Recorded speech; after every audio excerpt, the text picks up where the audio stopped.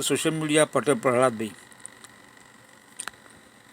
Bulletin में बात होगी मणिपुर में पीएम मोदी के दौरे पर हुए विरोध की, एसआईआर पर सुप्रीम कोर्ट में चुनाव आयोग के जवाब की। जानेंगे जेपी नड्डा पर उठे सवाल का तेजस्वी ने दिया क्या जवाब, बिहार में सीट बंटवारे से पहले क्यों बीजेपी और जेडीयू नेताओं में हुई हाथापाई।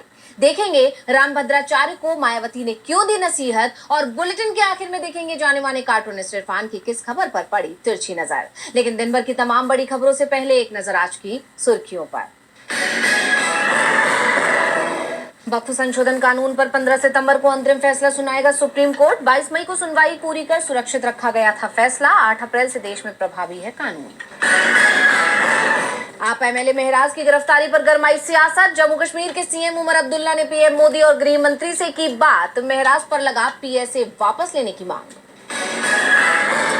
जल्द से जल्द हो जमानत और अग्रिम जमानत की याचिकाओं का निपटारा। सुप्रीम कोर्ट का अदालतों को निर्देश, 6 महीने की दी deadline. Do you need a loan for your business? Nepal की सत्ता संभालते ही एक्शन में सुशीला कार्की। पूर्व पीएम केपी ओली के खिलाफ दर्ज हुई एफआईआर। जघन्य अपराध के आरोप में उठी जांच की मांग। मध्य प्रदेश में बीजेपी नेता राहुल आंजना की कार से 5 करोड़ के ड्रग्स बरामद होने का मामला। कांग्रेस ने बीजेपी पर बोला हमला, कहा ड्रग्स कनेक्शन जहां बीजेपी का नेता वहां। ये तो थी सुर्खियां, अब बात आज की सबसे बड़ी खबर की। मणिपुर करीब 2.5 साल से अशांत बना हुआ है। पूरा राज्य हिंसा की चपेट में है। हजारों लोग अपने ही राज्य में शरणार्थी बन गए हैं, लेकिन पीएम मोदी की जुबान पर मणिपुर का नाम तक नहीं आ रहा था। लेकिन अब विपक्ष के दबाव में पीएम मणिपुर जाने को मजबूर हो गए तो मणिपुर की जनता भड़क उठी। मणिपुर में पीएम के विरोध को लेकर देखिए हमारी ये रिपोर्ट। पीएम मोदी मणिपुर पहुंचे उससे पहले ही उनका विरोध शुरू हो गया। जनता ने सड़क पर उतरकर प्रदर्शन किया। पूरा सोशल मीडिया इस विरोध की वीडियो से भरा हुआ है। हालांकि मीडिया ये दिखाने में लगा रहा कि पीएम का जबरदस्त स्वागत हुआ, लोगों का खूब प्यार मिला, लेकिन मणिपुर से सामने आए वीडियो ने सच सामने लाकर रख दिया, क्योंकि पीएम के स्वागत में लगे पोस्टर्स तक फाड़ दिए गए। जिस सड़क से पीएम का काफिला गुजरा वो सड़कें सूनी पड़ी थी। वीडियो में साफ तौर पर देखा जा सकता है कि पीएम मोदी का रोड शो निकल रहा है और सड़क पर बहुत ही कम संख्या में लोग नजर आ रहे हैं। दावा तो यहाँ तक किया जा रहा है कि लोग विरोध ना करें, इसके लिए पैसे तक बांटे गए। जनता पूछ रही है कि 2.5 साल तक चुप्पी क्यों साधे रखी थी। मणिपुरी महिलाओं के सबसे बड़े समूह ने तो नरेंद्र मोदी वापस जाओ का नारा तक दे दिया और यात्रा का विरोध किया। कुकी समुदाय का कहना है कि ये याद रखा जाए कि ये यात्रा सैकड़ों जाने के बाद हो रही है, तो ये खुशी का वक्त तो हरगिज नहीं है। इससे पहले खबर ये भी आई थी कि जिस तरह से मोदी के स्वागत की तैयारियां की जा रही थी, उससे भी वहां की जनता का गुस्सा भड़का। कुकी जो समुदाय का प्रतिनिधित्व करने वाले कई संगठनों ने पीएम मोदी के स्वागत समारोह में नृत्य कार्यक्रम रखने का विरोध किया। बता दें कि पीएम मोदी मणिपुर के लोगों को 85 करोड़ रुपए की विकास परियोजनाओं की सौगात के तौर पर कई परियोजनाएं देने पहुंचे थे, जहां जाकर उन्होंने कहा कि मैं आप सभी से वादा करता हूं कि मैं आपके साथ हूं, भारत सरकार आपके साथ है। लेकिन जनता ने पीएम के दौरे का विरोध कर बता दिया कि वो इससे खुश नहीं होने वाली। पीएम का ये दौरा विपक्ष के दबाव का नतीजा माना जा रहा है, क्योंकि बिहार विधानसभा चुनाव में ये मामला उठना तय है।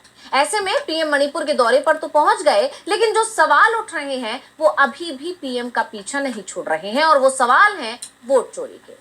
सुप्रीम कोर्ट में भी मामला पहुंच गया है, जहां चुनाव आयोग ने हलफनामा दायर किया है। तो क्या कहा चुनाव आयोग ने, देखिए ये रिपोर्ट। चुनाव आयोग एसआईआर को पूरे देश में लागू करने की तैयारी में है और अब उसने इसकी जानकारी सुप्रीम कोर्ट में दी।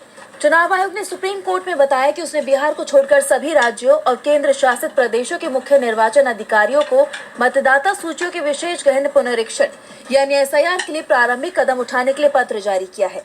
राष्ट्रव्यापी एसआईआर के लिए 1 जून 2026 की तारीख तय की गई है। ईसीआई ने कहा कि हमने अलग अलग राज्यों में एसआईआर लागू करने का फैसला किया है और बिहार को छोड़कर सभी राज्यों और केंद्र शासित प्रदेशों के मुख्य निर्वाचन अधिकारियों को मतदाता सूचियों के एसआईआर के लिए तुरंत पूर्व संशोधन गतिविधियां शुरू करने के लिए पत्र जारी किया गया है। इन कदमों के समन्वय के लिए हमने 10 सितंबर को नई दिल्ली में राज्यों और केंद्र शासित प्रदेशों के सभी मुख्य कार्यकारी अधिकारियों का सम्मेलन भी आयोजित किया।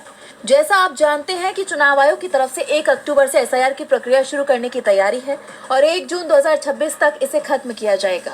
और इस बीच पश्चिम बंगाल समेत 5 राज्यों में विधानसभा चुनाव होने हैं। ऐसे में चुनाव आयोग की टाइमिंग पर सवाल उठ रहे हैं। चुनाव आयोग की मंशा पर भी सवाल खड़े हो रहे हैं। विपक्ष तो कहता आ रहा है कि चुनाव आयोग इस प्रक्रिया के जरिए वोटों में धांधली कर रहा है, जिसके खिलाफ विपक्ष ने मोर्चा खोला हुआ है। ऐसे में विपक्ष के विरोध के बीच चुनाव आयोग इस प्रक्रिया को पूरे देश में लागू कर पाता है या नहीं, ये देखना होगा। चुनाव आयोग अब पूरे देश में एसआईआर कराने की तैयारी में है और बिहार से वो सबक लेने की बात भी कर रहा है, क्योंकि बिहार में ये प्रक्रिया अब पूरी होने वाली है। 3 सप्ताह में बिहार में चुनावों का ऐलान भी हो जाएगा, जिसके चलते राज्य में बीजेपी नेताओं के दौरे तेज हो गए हैं।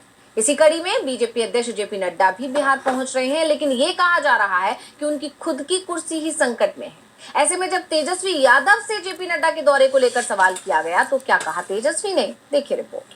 बिहार में चुनावी सरगर्मियों को लेकर पार्टियों ने अपनी तैयारी तेज कर ली है। इसी कड़ी में बीजेपी के अध्यक्ष जेपी नड्डा आज बिहार दौरे पर पहुंचे, जिसे लेकर आरजेडी नेता तेजस्वी यादव ने उन पर जबरदस्त हमला बोलते हुए कहा कि बिहार में जेपी नड्डा को कोई नहीं जानता है। जेपी नड्डा जी बताए कि अब तक भाजपा का राष्ट्र अध्यक्ष कब तय होगा, देरी क्यों हो रही है?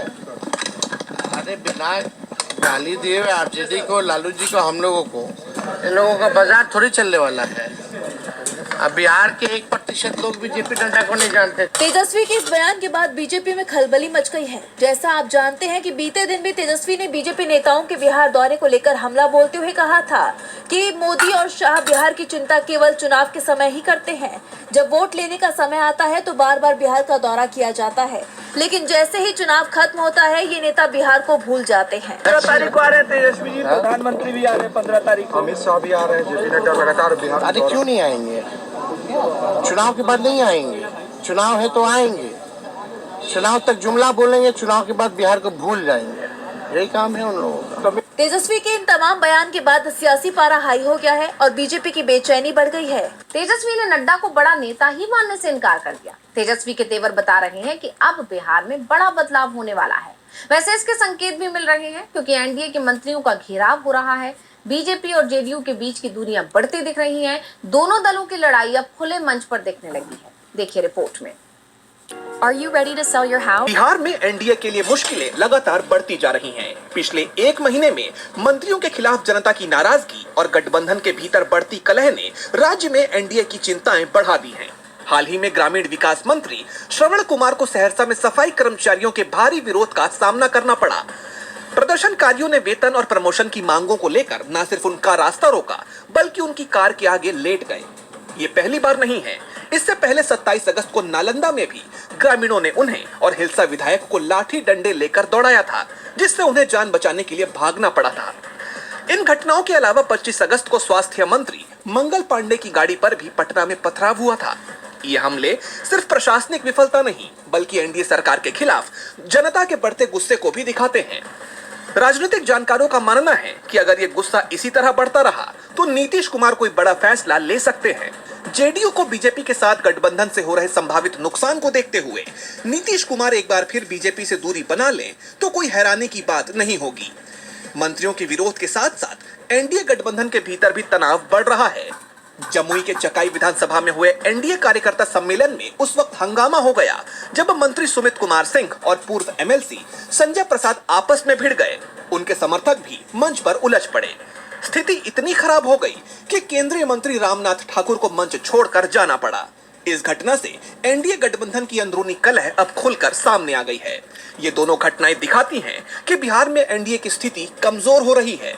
ये सब कहीं ना कहीं जनता के बीच बढ़ती नाराजगी और नेताओं के बीच सामंजस्य की कमी को उजागर करता है, जो आने वाले चुनावों में एनडीए के लिए एक बड़ी चुनौती बन सकता है। इस बार बिहार बीजेपी के लिए बड़ी चुनौती बन गया है। राज्य की सत्ता उसके हाथ से फिसलती जा रही है, तो बीजेपी के लिए पार्टी अध्यक्ष का चुनाव भी बड़ी चुनौती बन गया है। आरएसएस की हरी झंडी नहीं मिलने के चलते ये चुनाव 2.5 साल से लगातार टल रहा है, लेकिन अब बीजेपी और संघ में सहमति बनती दिख रही है। तो किसके नाम पर लग सकती है मोहर, देखिए रिपोर्ट। बीजेपी के नए अध्यक्ष के चुनाव को लेकर पार्टी और आरएसएस यानी राष्ट्रीय स्वयंसेवक संघ के बीच बरकरार खींचतान खत्म होने का नाम नहीं ले रही। दोनों ही खेमों में अध्यक्ष पद के लिए अपनी पसंद के नाम पर जोर दिया जा रहा है, जिससे आम सहमति नहीं बन पा रही है। इस तनातनी ने अटकलों को और तेज कर दिया है कि बीजेपी और संघ के बीच रिश्ते पहले की तरह सामान्य नहीं रहे। संघ चाहता है कि पार्टी की कमान किसी ऐसे व्यक्ति को मिले जो संगठन की विचारधारा और कार्य प्रणाली से गहराई से जुड़ा हो, ताकि पार्टी में संघ का प्रभाव बना रहे। वहीं दूसरी तरफ बीजेपी के शीर्ष नेतृत्व की प्राथमिकता किसी ऐसे नेता को चुनने की है जो पार्टी को आगामी चुनावों में मजबूत कर सके और सरकार के एजेंडे को आगे बढ़ा सके। इस मतभेद का असर दोनों पक्षों के बयानों में भी साफ देखने को मिला है। हाल ही में आरएसएस प्रमुख मोहन भागवत के एक बयान और बीजेपी के वरिष्ठ नेताओं की प्रतिक्रियाओं ने इस बात को और पुख्ता कर दिया कि दोनों के बीच सब कुछ ठीक नहीं है। हालांकि दोनों की तरफ से रिश्तों को सामान्य दिखाने की कोशिश लगातार की जा रही है, फिर भी पर्दे के पीछे की खींचतान जारी है। अध्यक्ष पद की दौड़ में कई नाम सामने आए हैं, लेकिन किसी पर भी एक राय नहीं बन पाई। शिवराज सिंह चौहान और नितिन गडकरी जैसे दिग्गज नेताओं के नाम पर चर्चा चल रही है, लेकिन संघ और पार्टी दोनों ही अपने अपने उम्मीदवार को लेकर अड़े हैं। इनके अलावा मनोहर लाल खट्टर और धर्मेंद्र प्रधान जैसे नाम भी दौड़ में शामिल है। ये देखना दिलचस्प होगा कि क्या पार्टी और संघ के बीच की खाई भर पाती है या फिर दोनों में से कोई एक पक्ष अपने रुख पर कायम रहता है। आरएसएस के सामने अब बीजेपी पूरी तरह से झुकती दिख रही है, तो बाबा साहेब पर टिप्पणी करने के चलते धर्मगुरु रामभद्राचार्य मुश्किल में घिरते दिख रहे हैं। बीएसपी चीफ मायावती ने रामभद्राचार्य को बाबा साहेब पर कुछ भी बोलने से पहले विचार करने की नसीहत दे डाली है। तो क्या कहा है बीएसपी चीफ मायावती ने, देखिए रिपोर्ट। बहुजन समाज पार्टी की प्रमुख मायावती ने धर्मगुरु रामभद्राचार्य के बयान पर नाराजगी जताई है। उन्होंने सोशल मीडिया प्लेटफॉर्म एक्स पर पोस्ट करते हुए लिखा कि कुछ साधु संत सुर्खियों में बने रहने के लिए बयानबाजियां करते हैं। उन्हें बाबा साहेब के अतुल्य योगदान के बारे में सही जानकारी नहीं है, इसलिए गलत बयानबाजी करने से अच्छा है कि वो चुप रहें। बाबा साहेब के अनुयायी मनुस्मृति का विरोध क्यों करते हैं, उसे भी इनको अपनी जातिवादी द्वेष की भावना को त्याग कर जरूर समझना चाहिए। इन्हें यह भी मालूम होना चाहिए कि बाबा साहेब महान विद्वान व्यक्तित्व थे। इस मामले में कोई भी टीका टिप्पणी करने वाले साधु संत इनकी विद्वता के मामले में कुछ भी नहीं है, इसलिए इस बारे में भी कुछ कहने से पहले इनको जरूर बचना चाहिए। यही नेक सलाह। मायावती की यह टिप्पणी रामभद्राचार्य की टिप्पणी के एक दिन बाद सामने आई है। हालांकि इस पोस्ट में उन्होंने किसी का भी नाम नहीं लिया है। जैसा कि आप जानते हैं कि बीते दिन रामभद्राचार्य ने एक इंटरव्यू के दौरान डॉक्टर अंबेडकर पर टिप्पणी की थी। उन्होंने कहा था कि डॉक्टर अंबेडकर को संस्कृत भाषा का ज्ञान नहीं था, अगर उन्हें संस्कृत आती तो वो मनुस्मृति का अपमान नहीं करते। इस बयान के बाद से बवाल मचा हुआ है। बाबा साहेब पर रामभद्राचार्य की टिप्पणी से बवाल मचा हुआ है, तो बवाल इस समय भारत और पाकिस्तान के बीच होने वाले क्रिकेट मैच को लेकर भी मचा हुआ है। एशिया कप में ये दोनों टीम 14 सितंबर को टकरा रही हैं। मैच भले ही दुबई में हो रहा है, लेकिन दंगल भारत में हो रहा है। देखेंगे रिपोर्ट। एशिया कप 2025 में भारत पाकिस्तान के मैच को लेकर विवाद और बढ़ गया है। पहले से इस मैच को रद्द करने की मांग उठ रही थी, लेकिन अब जब 14 सितंबर को दोनों टीमें मैदान में उतरने की तैयारी में हैं, तो पहलगाम हमले में जान गंवाने वाले कैप्टन शुभम द्विवेदी की पत्नी ऐशान्या द्विवेदी का दर्द छलक पड़ा। उन्होंने कहा, बीसीसीआई की इमोशंस मुझे लगता है ही नहीं उन 26 परिवार की तरफ। वो 26 परिवार, उसके बाद ऑपरेशन सिंदूर में मारे गए जवान, इन सब की मौत आपके लिए कोई फर्क नहीं है। इन सब की शहादत आपके लिए कोई मत वैल्यू नहीं रखती, शायद इसलिए क्योंकि आपके घर से कोई नहीं गया। उन्होंने भारतीय क्रिकेटरों से भी सवाल किया कि वे क्यों पाकिस्तान की टीम के साथ खेलने के लिए तैयार हो गए। वहीं सरकार के वादों को याद दिलाते हुए उन्होंने आगे कहा कि पहलगाम हमले के बाद भारत सरकार ने कहा था कि हम पाकिस्तान के साथ कोई संबंध नहीं रखेंगे, लेकिन बीसीसीआई ने इसका भी रास्ता निकाल लिया। विपक्षी पार्टियां भी इस मैच पर सवाल उठा रही हैं और केंद्र सरकार पर हमला बोल रही हैं। आम आदमी पार्टी, शिवसेना, यूबीटी से लेकर जम्मू कश्मीर नेशनल कॉन्फ्रेंस के नेताओं ने इसे शहीदों का अपमान बताया है। शिवसेना यूबीटी प्रमुख उद्धव ठाकरे ने ऐलान किया है कि हर घर सिंदूर की तरह शिवसेना महिला कार्यकर्ता हर घर से सिंदूर इकट्ठा कर पीएम नरेंद्र मोदी को भेजेंगी। एक तरफ विपक्ष मोदी सरकार से इस मैच का बहिष्कार करने की मांग कर रहा है, तो दूसरी तरफ बीजेपी नेताओं का कहना है कि ये मैच खेलना मजबूरी है। पार्टी सांसद अनुराग ठाकुर ने कहा, मल्टीनेशनल टूर्नामेंट जहां पर एसीसी या आईसीसी करवाती है, वहां पे किसी भी देश के लिए मजबूरी या जरूरी हो जाता है भाग लेना। अगर वो नहीं लेंगे तो टूर्नामेंट से बाहर हो जाएंगे। उनके बयान ने विपक्ष को एक और मौका दे दिया सरकार को घेरने का। शिवसेना यूबीटी ने सरकार के रवैये पर कहा कि हमारी माताओं और बहनों के माथे का कुमकुम यानी सिंदूर उजड़ रहा है। इसका दर्द सरकार के चेहरे पर दिखाई नहीं देता। ऐसे में भारत पाकिस्तान मैच इस बार कितने उत्साह के साथ देखा जाता है। सरकार इन आरोपों पर क्या जवाब देती है, ये देखने वाली बात होगी। और बुलेटिन के आखिर में देखेंगे जाने माने कार्टूनिस्ट इरफान की किस खबर पर पड़ी तिरछी नजर।